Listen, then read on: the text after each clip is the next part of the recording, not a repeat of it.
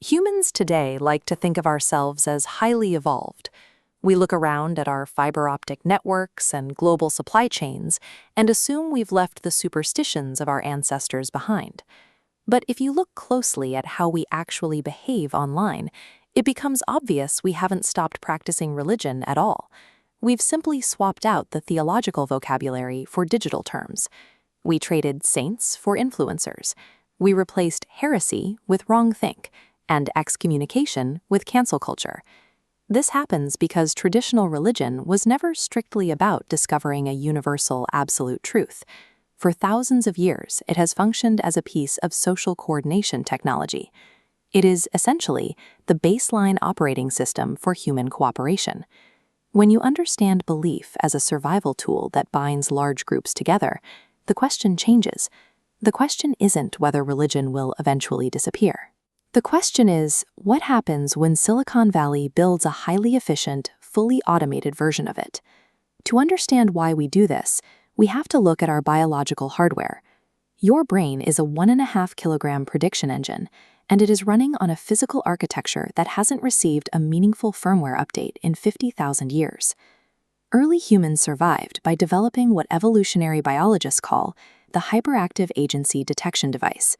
If you heard a rustle in the grass, you had a choice. You could assume it was just the wind, which was often false and got you eaten. Or you could assume the rustling had intent, that it was a predator, and you lived to pass on your genes.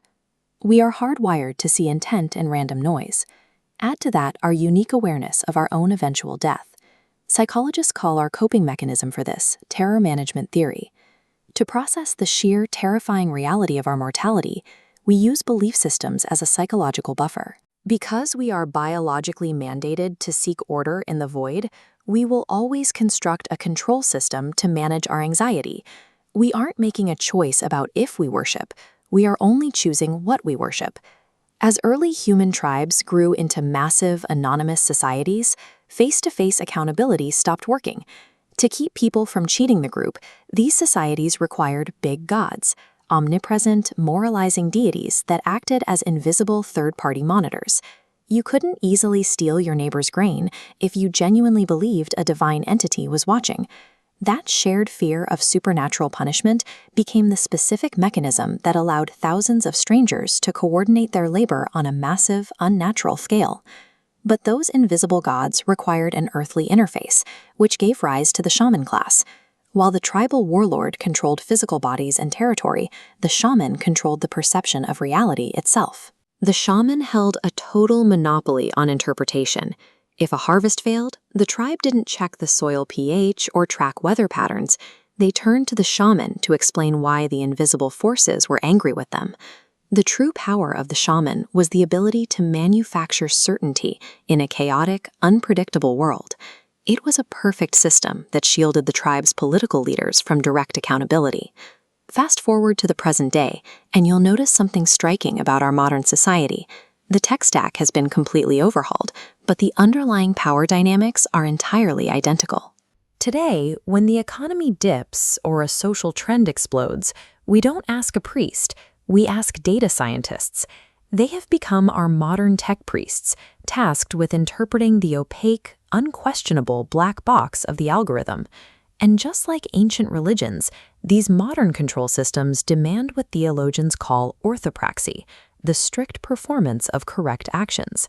Instead of animal sacrifices, we perform the daily rituals of SEO optimization and engagement farming, hoping to stay in the good graces of the invisible digital forces. This provides corporations with the ultimate accountability dodge. When a company lays off 10,000 employees or denies a neighborhood access to loans, they don't have to admit to human greed. They simply claim that a proprietary math model identified necessary optimizations. The comfortable reality is that we haven't actually outgrown our need for a shaman. We've simply traded a man in a feathered mask for a man in a hoodie holding a MacBook. Our current data infrastructure is the architecture for a digital deity. This isn't a science fiction concept. It is the logical, mathematically sound endpoint of the systems we are building right now. If we define a god as an entity that is all-seeing and all-knowing, our technology already fits the description. It is omnipresent through the devices in our pockets and the Internet of Things, and it is omniscient through the constant harvesting of big data. But traditional religions usually delay their blessings until the afterlife. This new system offers digital grace.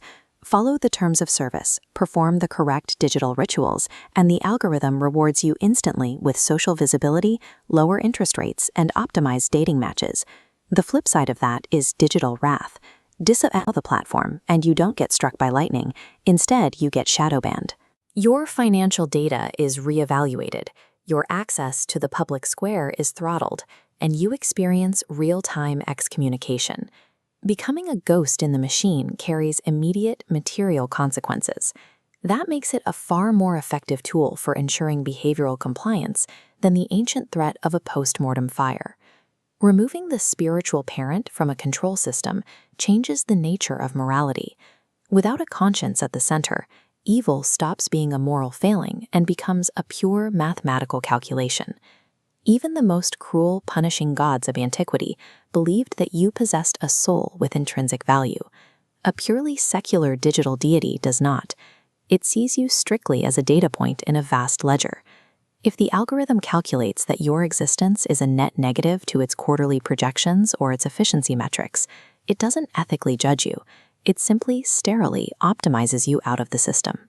Our eagerness to surrender autonomy drives the machine's power. We outsource our difficult decisions to an external voice of reason because following an instruction set feels safer than taking personal responsibility for our own actions. True survival in this new era requires agnostic skepticism. It requires the courage to look directly at the plumbing of the machine, to recognize that this digital deity is just a cold reflection of our oldest tribal fears. And once you see the reflection for what it is, you can refuse to bow to it.